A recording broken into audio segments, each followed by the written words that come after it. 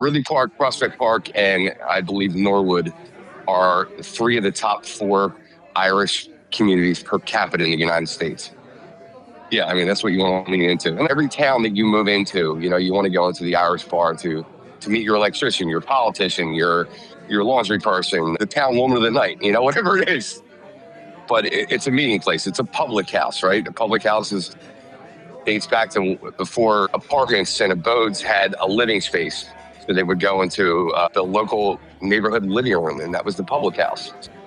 A lot of times it was you got to bribe the guy that owned the bar in order to get the job at the warehouse, right? Or on the docks. Ask anyone where the most Irish place in America is, and they'll get it wrong. They'll say Boston. They'll guess Chicago. They're wrong. Nobody guesses it's 10 to 20 minutes outside of Philadelphia on a good day with traffic, in a place called Delco within Delaware County, Pennsylvania. And oddly enough, Delco and Delaware County don't refer to the same exact thing, but that's for another episode.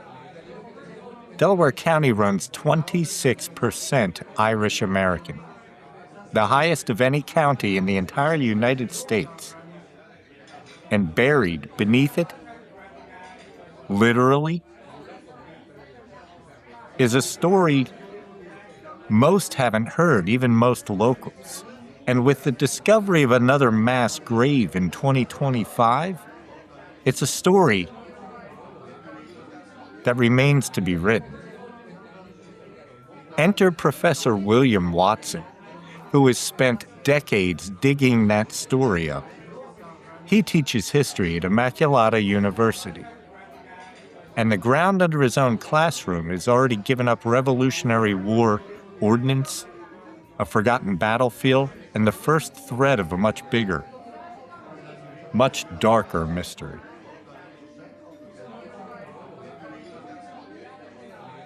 A very rare, interesting artifact that was found in 1999 on Immaculata grounds. It's a cannonball fired presumably by the British across the street on the other side of King Road at the American position, which was at the high ground at Immaculata. Henry Knox's artillery was there. But anyway, there was a cannonball found and an artillery officer's lapel pin that was called a vent pick. This is something that all artillery officers had at the time, and that silver pin has survived, but not the little chain and the pin that would have been on the end of it. And so when they stuck a cannonball in the muzzle of a cannon, of course there's a gunpowder sack that goes in with it, and the vent pick was used by the artillery officer through the hole that the fuse goes through. But before the fuse goes in, the pick goes in, it pokes a hole in the gunpowder sack, and then the fuse goes into there, and of course the whole thing explodes properly. These are kind of rare things, and the IHM order thought they'd be better served on our campus, and I just actually 2 days ago grabbed those from the archivist, Sister Helene Connolly, and they're in my office until right around the start of the semester, put them on display in our library, close to the Duffy's Cut Museum on the first floor of the Immaculata Library. But anyway, I don't even know how I got into that digression. So there was a battle fought in Immaculata. It wasn't brought to conclusion, but there were skeletons that were still being discovered in the late 1990s of soldiers who were killed in the battle. It's called the Clouds, by the way, because of a cloud burst. A storm got all the gunpowder wet, and eventually both sides just decided to turn around. So September 16th of 1777, so in between Brandywine and Paoli was the Battle of the Clouds, and Washington was on our campus. But there are hundreds of mills. There are also mills in Delaware County. Like there's some of the earliest ones, like Dennis Kelly, Kellyville in Havertown. There was a mill that was established there by Dennis Kelly. And so there's destinations outside of Philadelphia beginning in the 1840s into the 1850s, 1860s throughout Delaware County that will draw Irish workers who first arrived in Philadelphia and then, move on out to what we today would call the suburbs. There was also an element of this, too, of the exodus in the 1830s at the time of cholera. There was a quarantine station that was established in Tinicum called the Lazaretto. It's named after Lazarus, the biblical story of Lazarus, returning from the dead. And any ship that arrived at the port of Philadelphia had to first go through on the Delaware River, the quarantine station called the Lazaretto in Tinicum.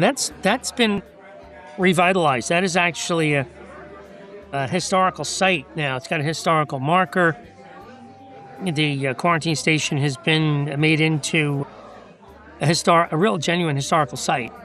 There's also the horrors of individuals who were ill when they arrived, and there is a huge mass grave, unknown numbers of dead.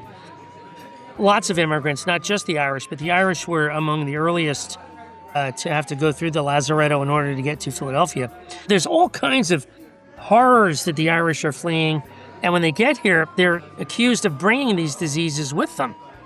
And in most cases, like in the case of the story of the Duffy's Cut 57, they did not have cholera. The people on the ship that brought them here, the John Stamp, passed through the quarantine station, and everyone on there was healthy. And so when they got it here. The seamy underbelly of American history are all these mass graves, industrial mass graves, beginning in the 1820s and certainly into the 1830s, for the next 50 years after that, of mass numbers of industrial laborers dying in situ where canals and rail lines were being constructed. And there's all these mass graves, Tom. I mean, it's from the Erie Canal to the New Orleans Canal. And we are aware in the Delaware Valley here of Duffy's Cut, which is the railroad's own numbers now, 57 dead. Downingtown, which is 11 miles west of Malvern, where Duffy's Cut is located, as many as 100 possibly. Unknown numbers in a Irish Canal site in Spring City. And you go on and on and on throughout the East Coast of the United States. And we've heard from people in other states who talk about similar, at least folklore of sites and some dim recollection of similar stories in states that are as far south as Virginia and Tennessee and Kentucky. And people wanting us to go to investigate those areas. We've been investigating, of course, the ones in the Delaware Valley. And we've got 3 excavations going on now, my team and I. The Irish weren't the only immigrant laborers buried without a marker in this area. A few miles away in Radnor, another forgotten group met the same fate.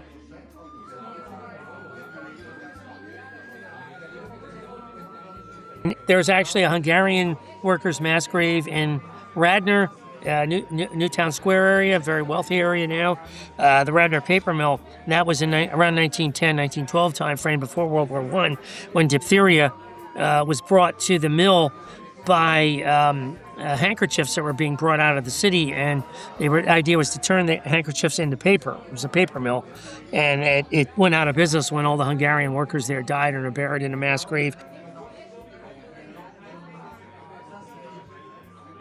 Despite that toll, the Irish presence here didn't fade. It multiplied. Today, no county in America is more Irish than Delaware County. The largest Irish American population of any county in the U.S. is the one I'm sitting in right now, Delco. It is over a quarter of the population. So it's like 26% of the overall population in Delaware County, which is very good for my bagpiping business, I might add, especially in the summer when I'm not in the classroom and I do funerals. But, this summer has been insane in that regard. Very, very busy summer. But the thing is, the Irish preserve their traditions and their culture when they get here, and the wake it still occurs, and the necessity of having the sad music that makes people, if you don't cry, you're not doing your job kind of thing, I don't know. That pride was hard-earned. A century and a half ago, being Irish and Catholic anywhere in this region could put a target on your church. In Philadelphia, St. Philip Neri Church actually had cannon fire shot against it by nativist militia. There were Irishmen lynched. There are several historical markers for this. There was just one very recently put up for the Kensington riots. There were two focal points, one downtown Philadelphia around St. Augustine's Church, which was burned to the ground by the nativist rioters, and then up in Kensington where St. Michael's Church and the Sisters of Charity Convent was attacked. The Irish response to that hostility wasn't to disappear, it was to organize. Those organizations still have addresses you can visit today.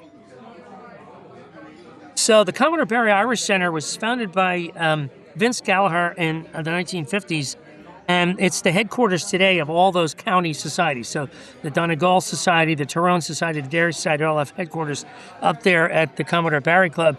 But there's also a very, very significant number of exhibits there. So when the Irish came in the later period, the 1860s and the 1870s, when the Fenian Brotherhood was in operation as a secret society, and then Clan Nagale over here, which operated as a kind of a fundraising endeavor. There's a whole bunch of stuff from those organizations that is on display there. There's also, by the way, up in Jenkintown, the McSweeney Club, which is an organization that literally made bullets for the Irish Revolution in 1920 and the Troubles in the 1960s to the 1990s. There's a secret room upstairs where they were making bullets for the IRA. But these groups, and they were very poor and most, for the most part, didn't have tombstones. But the Ancient Order of Hibernians has undertaken efforts to get tombstones for those guys. And we actually were, our bagpipe band played for the placement of a couple of those a couple of years ago. There's a strong memory of among the Irish American population of these struggles of previous generations that is very, very, has very strong echoes today. It's very much alive today. Same instinct, making sure your own don't lie in an unmarked ground, is exactly what sent Bill's own research team back across the Atlantic. So we took 2 sets of remains back to Ireland to bury in their home counties from the Duffy's cut victims. So we were able to get names of individuals who died there among the 57 from ship records. And we know when the workers arrived, and we know what ship they came in on. And so we were able to figure out who these folks were from the ship list, which, thank God, had names, counties of origin, and we were able to get 2 of them home. But so one came from Donegal, which is after the settlement, after the Irish Revolution, Donegal remained in the Republic.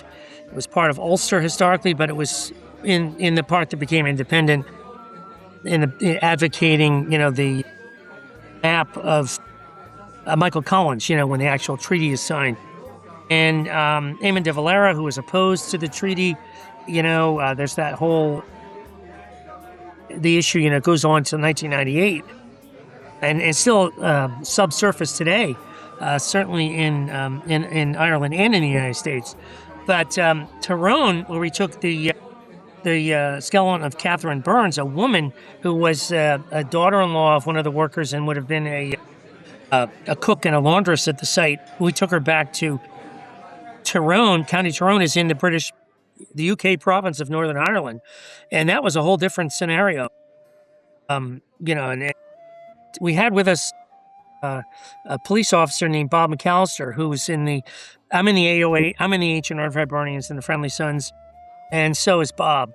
I was glad to have Bob with us because we weren't sure when we were operating there, because there's still this underground feeling of discontent among significant segments of the population that they are not part of the Republic, that they are part of the UK.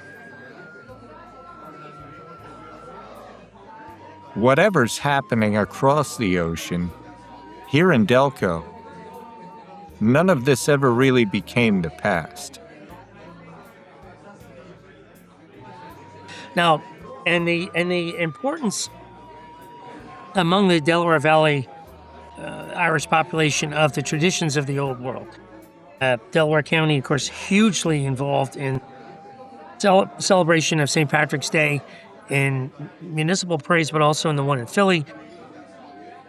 Kind of like inevitable events every year taking place at the Irish Famine Memorial. down at Penn's Landing. So the monuments and the parades, these expressions of continuity with this long past of struggle and of suffering, it's very current. There's no question about it in the minds of the Irish in Delaware County and throughout the Delaware Valley as a whole. There's no question about it. It's not a population that's going to sit down if they're told to sit down. I don't know how else to describe it. It's a history that it has to be told. It's screaming out from the past to be told. And I think that the Irish, it's not just unique among the Irish, but it's certainly one of the major factors of the Irish, that the past is not quite dead. What is that quote Faulkner said, about it's not even the past, it's the past isn't even past, or whatever. Certainly that's the case among most of the Irish people in Delaware County. And my fellow Hibernians, the friendly sons of St. Patrick. It's not a history lesson. In Delco, it's Tuesday.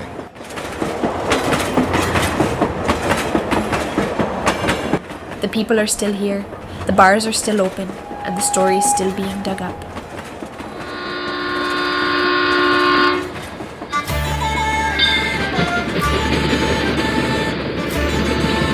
Welcome to the Emerald Triangle.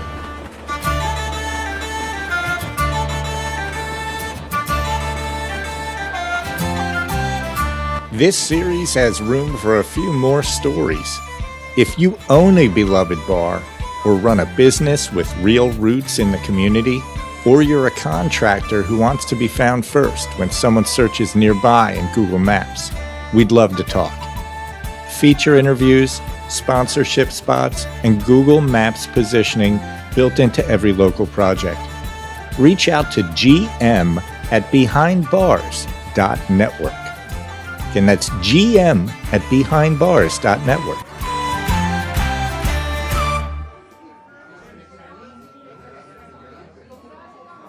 Jesus, it was fucking more than 5 hours straight. It was St. Patrick's Day is there, it'll be 7 in the morning until fucking 3 the next morning. 20 hours straight, Tom. 20 hours straight. It was fucking nuts.